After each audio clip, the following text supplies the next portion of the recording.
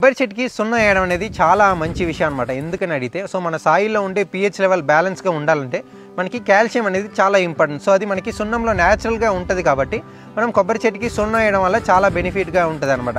So అది లేక మనకి కొబ్బరి చెట్లో వచ్చి కొబ్బరికాయ మనకి బాగా వెయిట్ రావట్లేదు, సైజ్ రావట్లేదు అంటే దాంట్లో కాల్షియం అనేది మనకి మేజర్ రోల్గా ప్లే చేస్తుంది అనమాట. సో అందుకని మనం సున్నం అనేది 500 గ్రామ్స్ నుంచి 1 కేజీ ఒక కోకోనట్ ట్రీకి సంవత్సరానికి ఒకసారి ఫీడ్ చేయడం వల్ల చాలా మంచిది.